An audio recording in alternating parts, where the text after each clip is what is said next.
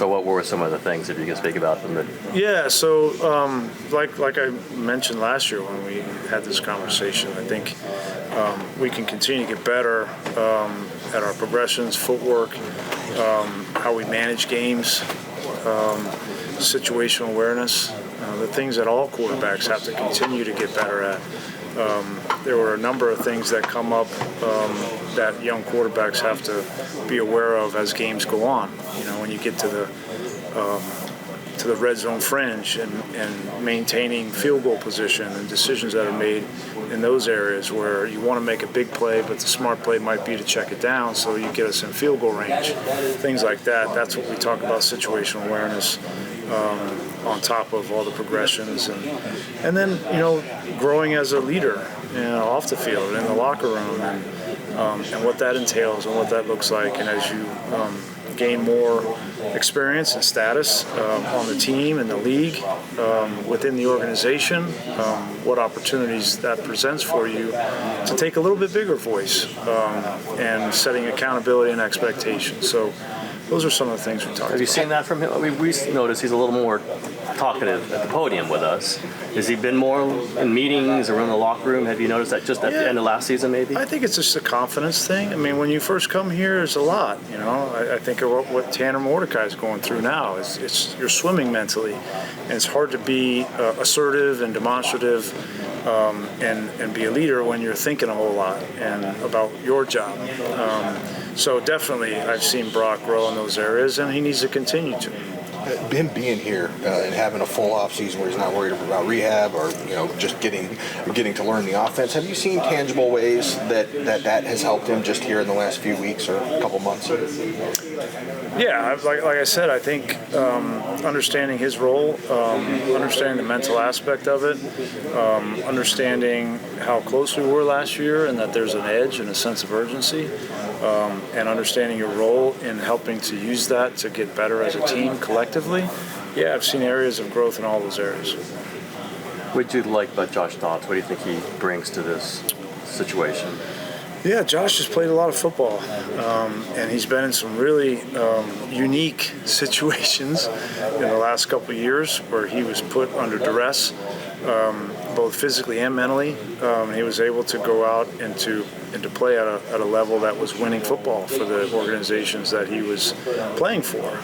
And so that kind of piques your interest to know that there's a guy like that can handle it mentally, that physically can do it, can play the position, and that is able to garner support quickly from a locker room and gain their respect and go win games in a short amount of time like that. So a veteran guy that we know can play and has come in and fit in well. Have you seen the improvement you see from Brock in terms of arm strength? How has that gone from when you got him to where he is now, and how does being healthy and having the whole healthy offseason help maybe taking him further in that area? Well, I think being healthy is definitely going to be a benefit to Brock, having a whole offseason. Things that we can work on, not just his arm, but his whole body, and getting out there and working on his footwork. It's hard to work on your footwork and timing as a quarterback if you're not throwing the ball.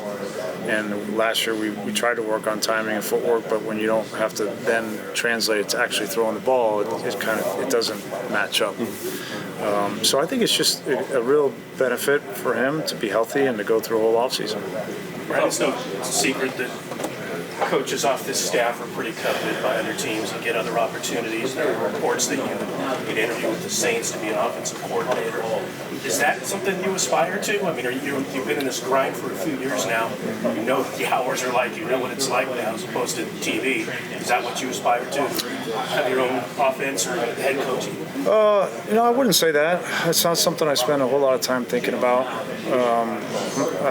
I know it might sound different, but I really I am accountable to the guys that are in my room and to this team, and I know when I was sitting in their seats, that's what I wanted from my quarterback coach, and and that's kind of what I enjoy. And you never know what's going to happen down the road, but as of right now, I'm happy with I'm very grateful for the guys that I'm working with and the situation that I'm in. It seemed to me, just to the naked eye, that from year one to year two, Brock in year one was a little inefficient rolling to his left, and year two, lights out. I mean, starting with that Pittsburgh game, he made several big plays rolling to his left. Was that a point of emphasis in between off seasons 1 and 2, and is that something that you guys have really documented that he's gotten better at? Rolling to his left? No. You may have already answered something similar before I got here, but what did you see as the biggest leap in Brock's development this past season? I don't know. Did we answer that? I don't think so. Tim was talking. Got a fresh answer. Tim was, he was grilling me on it. Yeah. He wanted bullet points. Sounds like a Tim.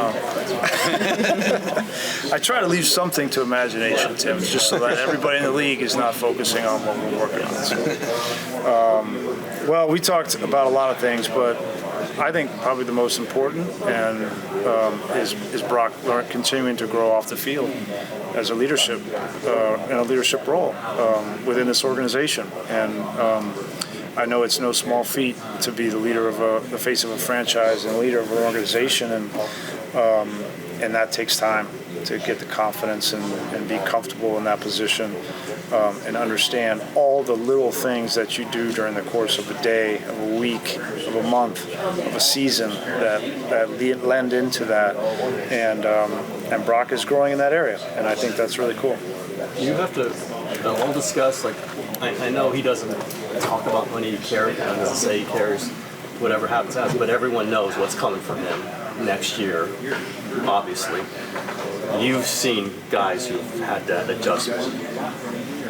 Probably had some adjustment yourself to it. I mean, do you have to talk about it? Do you have any, okay, there's going to be a change in your life of unbelievable consequence in a year if and when that big contract comes? I haven't talked to him about that, no. I'm sure we'll talk about that at some point, but I haven't had that conversation with him yet. Have you seen, is there a model that you go, man, that's a guy who has done it right? I think there's a lot of guys. There's a lot of guys that have success, sign a contract, and they don't change, and typically those are the guys that play the game because they love to play the game. They don't play the game for a paycheck, even though the paycheck's nice, and it's a career, and it sets you up for stability with your family and your generations of your family. Everybody understands that. But the guys that I see handle it best are the ones that truly love to play, and they love to compete, and they love to be with their team and their teammates. Those are the ones that I see transition the best when they get a big contract. And that's exactly who Brock is. Brian, he's a very studious guy, and probably helped his transition so well. Does he, how often does he reach out to you for counsel or advice, either text in the middle of the night, during game weeks? How much does he need direction on, play-by-play, anything? No, typically we do most of our back and forth in the office during our meetings, and I appreciate he's not texting me in the middle of the night.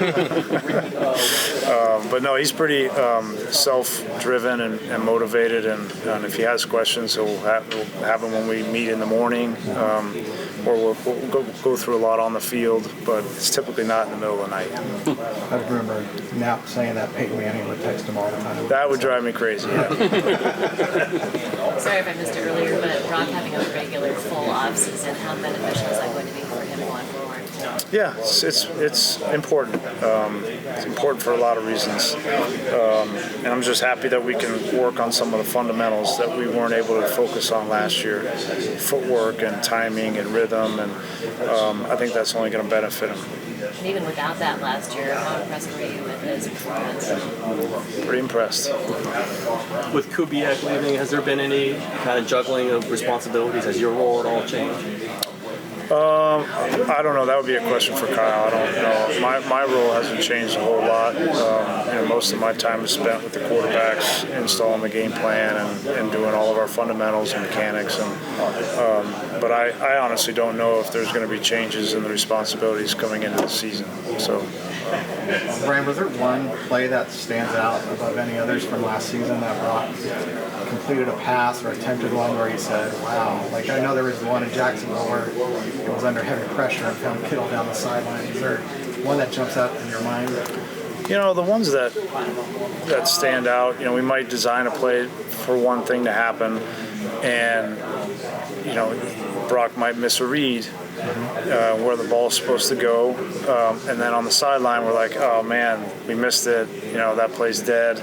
And then all of a sudden, he's moving around, he's extending, like the play in Washington. He throws a touchdown to BA.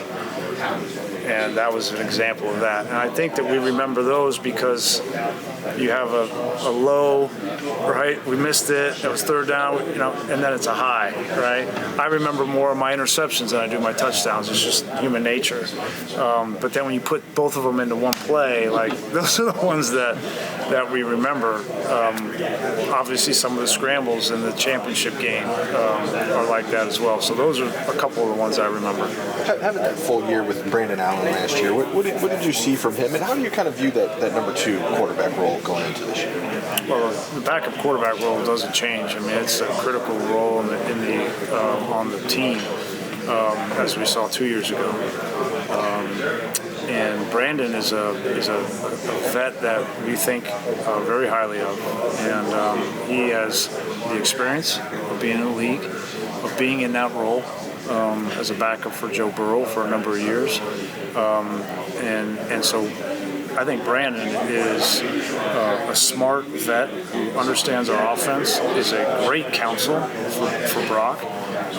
Those two get along really well, and I think that Brandon has a lot of talent to throw the football on the field, and knows our offense and can anticipate, get guys lined up, get in the right spots, and can make those throws. So we're excited about Brandon. He's obviously been here, but do you view that as a competition with him and Dobbs? I hope everybody thinks it is a competition. What does being here do for an offensive coach? I mean, I think it's all about being a product of kind of the success of this organization. It starts with Kyle and John. Obviously, Kyle and the offense he runs, he's a great teacher. He teaches coaches. He wants coaches to learn and to kind of grow into the roles that they grow into. So it starts with those guys and their leadership and the positions that they put us in to coach, to learn this scheme, to teach it to the players. Just being around those guys and absorbing it.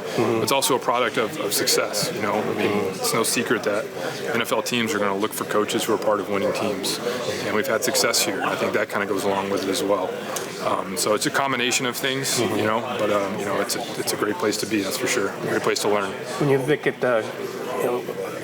Kyle's so well thought of in terms of the play calling and the play design and all that kind of thing, but it sounds like when you talk to you guys individually that you guys get a lot of not independence, but you do a lot of he coaches you to coach, correct? Absolutely. Yeah. I think that's the best way to do it. You want coaches to be learning. You want coaches to be training to kind of take the next steps and to elevate in their roles, and that you're just building better coaches around you when you do that. Do you aspire to that, to move to run your own offense, to be a head coach, or guys Brian that he kind of shut it down? I'm in my room right now dealing with my guys. Yeah, I think most of us coaches have aspirations of what we want to do, but it's like anything else. You want to be the best for the Niners. You want to win a world championship with the Niners, and if you're thinking about other things, and you're not going to be your best self. And so we're just here to go one day at a time and get our players as best as they can be so we can win a championship.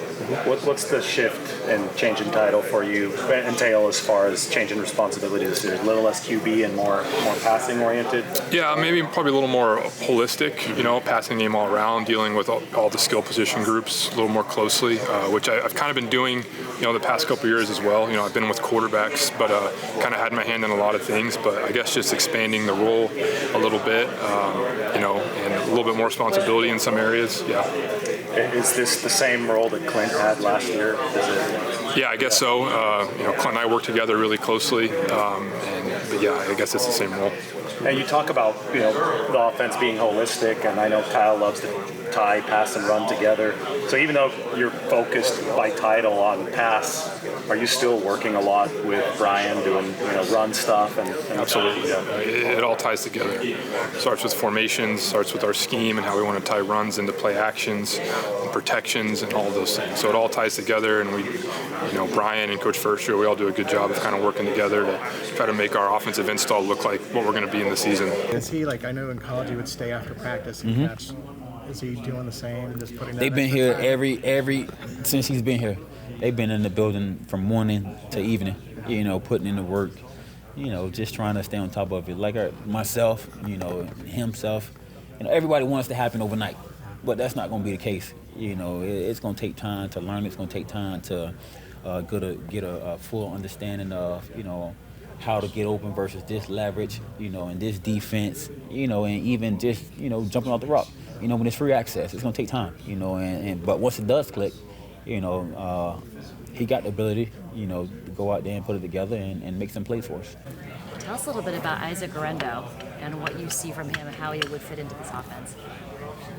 Well, it's early, but number one, we were looking for speed, and he, not only speed, but he has the speed, and you know he's bigger. You know he's 221, 222 pounds, and so we needed another fast runner, you know, in our offense. Now, I'm speaking not the head coach and everyone else can speak for themselves, etc.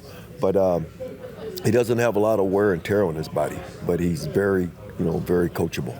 Okay, so during my interview process leading up to this, but the very first thing I saw on tape was the ability to break the long runs and, take it to the house. Hit the home run. Yeah, his 4.3 speed was pretty incredible. Yes.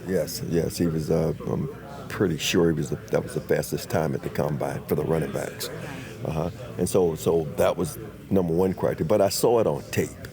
Okay, I saw that on tape. Now, I didn't know at the time when I was making his tape that it was the fastest second. I didn't know that, but I know he could run, and I know he had size. And then during that, when I was talking with him, he's very detailed. I mean, he understood what I was asking. He had the ability to, explain it. He also, I want a player to know what the person next to them are doing. In other words, what's the offensive lineman assignments? Who are the pullers? Okay, what's the most important block on that play, etc. Okay, to be able to run with their eyes, have great vision.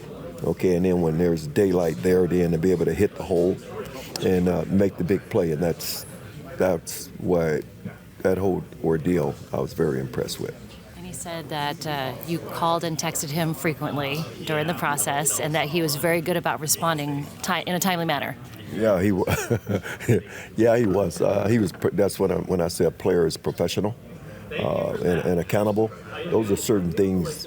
I started 52 years ago, and just for me, they don't really change.